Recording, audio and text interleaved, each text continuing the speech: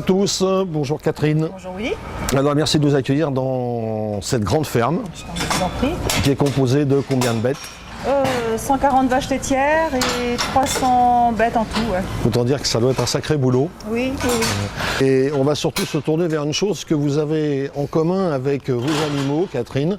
C'est qu'elles portent des boucles d'oreilles, mais celles que vous fabriquez sont nettement plus jolies. Elles sont plus chics. On ouais. peut dire ça comme ça. Voilà. Bon, on va continuer, on va visiter, on va voir ces belles bêtes, et puis en même temps, on va se rendre, si vous voulez bien nous inviter, à votre atelier. Catherine, nous voici à votre domicile. On a quitté la stabulation, c'est comme ça qu'on dit. Oui, l'exploitation. L'exploitation, pour rentrer dans votre domaine privé.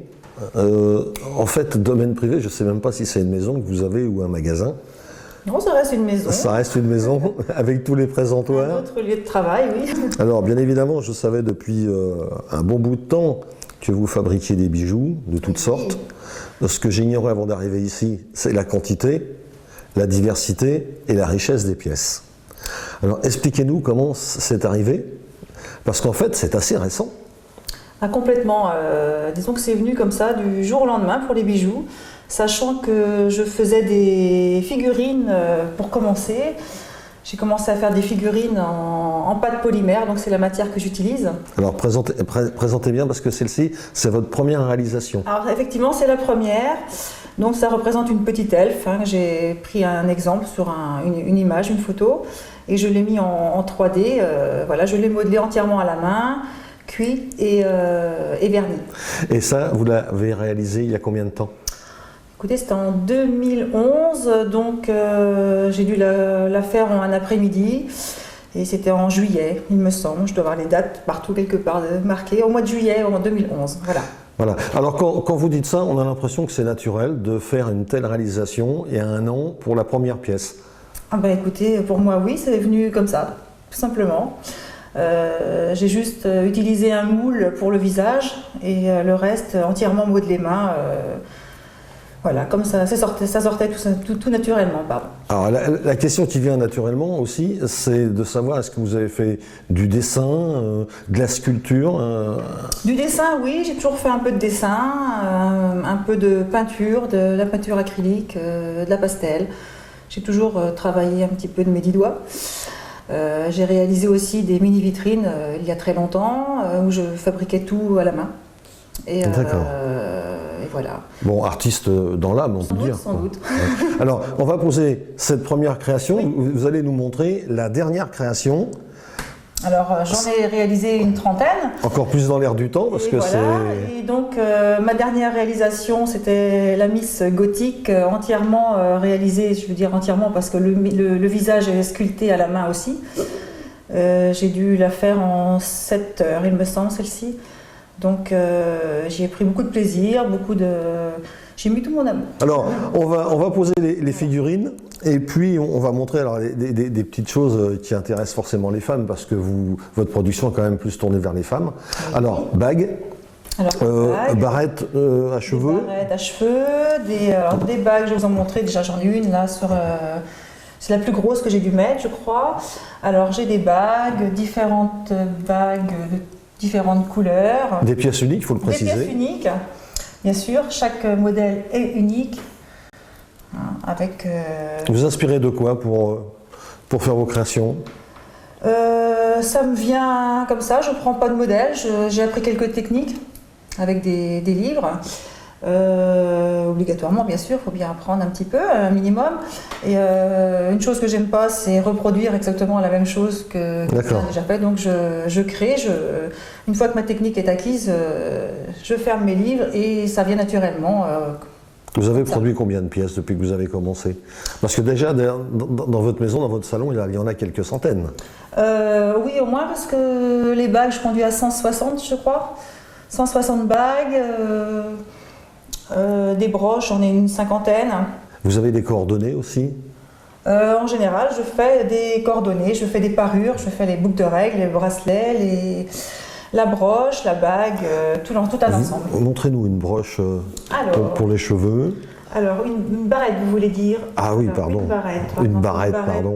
Fuchsia. Voilà, c'est pour montrer un petit peu ce que vous faites tout dans la même technique. Alors on ira dans votre atelier tout à l'heure, hein. Vous nous Avec montrerez plaisir, bien sûr. le côté un peu plus technique parce que moi c'est ce matériau pour faire vos bijoux, moi je ne le connaissais pas du tout et j'imaginais qu'il y avait des contraintes. Apparemment vous modelez ça dans tous les sens. Oui, et beaucoup pensent que c'est de la peinture, hein, et non, effectivement, il n'y a que du modelage, donc dans tous les sens, voilà, comme vous le dites si bien, il y a tout un art, et voilà, j'arrive à en sortir quelque chose apparemment de sympathique.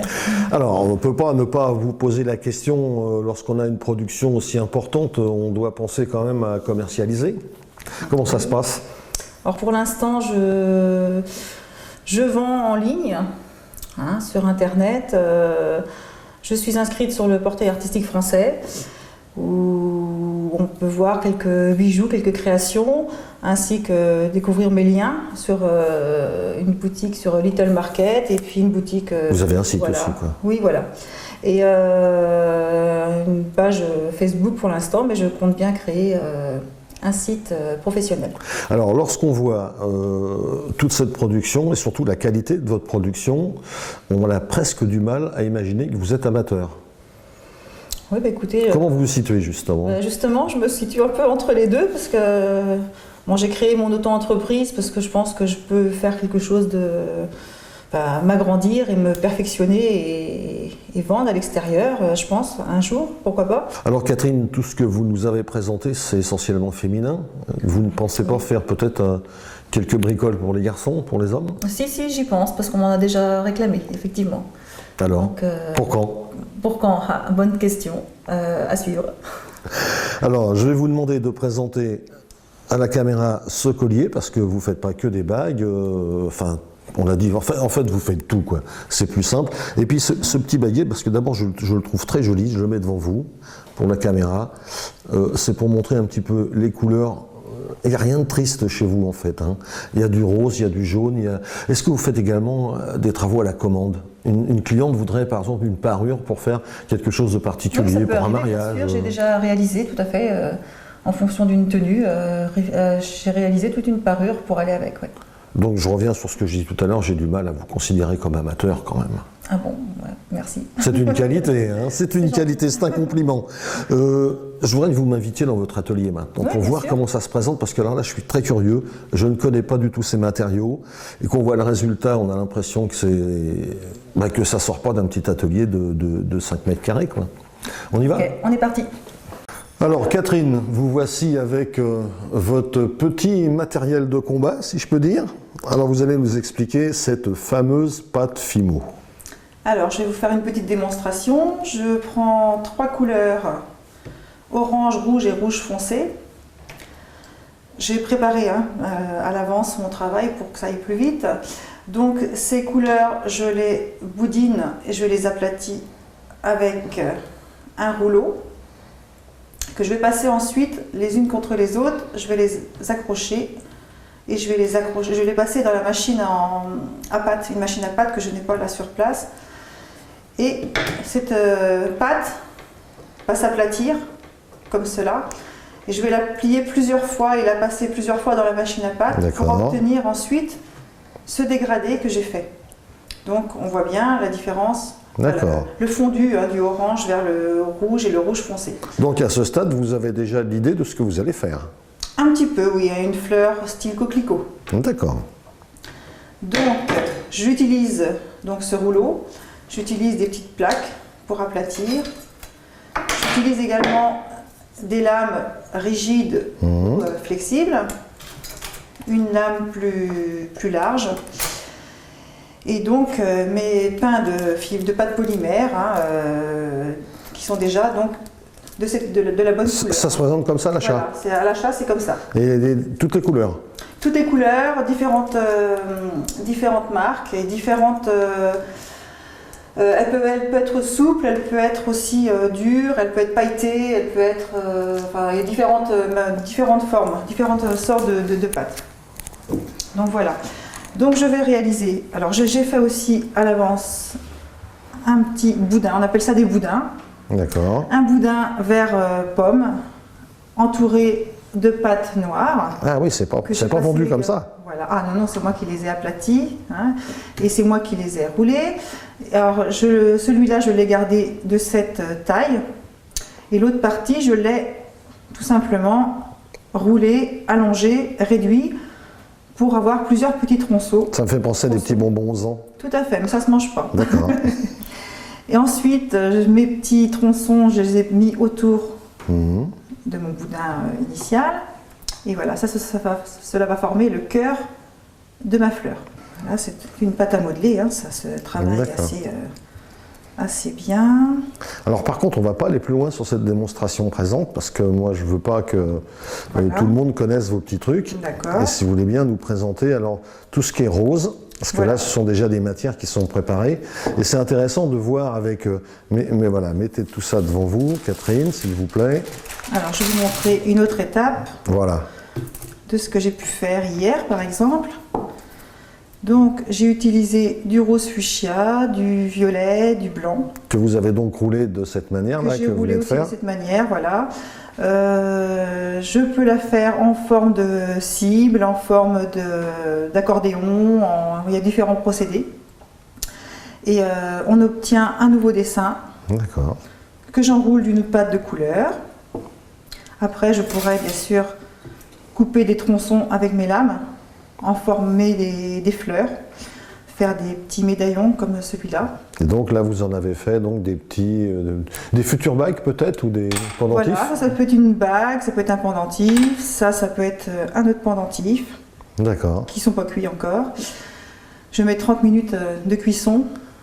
J'allais vous poser la question, alors une fois que vous estimez que votre motif est terminé, vous passez à la cuisson avant de mettre l'anneau métallique, je présume? Tout à fait, je mets à cuire 30 minutes à 110 degrés dans un petit four spécial.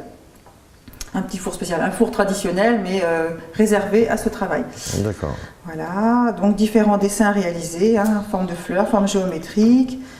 Et voilà, j'ai pu réaliser une bague, je pense que je vais en faire une bague avec un dessin complètement différent. Voilà, ça. Les formes géométriques, ça donne ceci. Pour faire un médaillon ou une bague rectangle.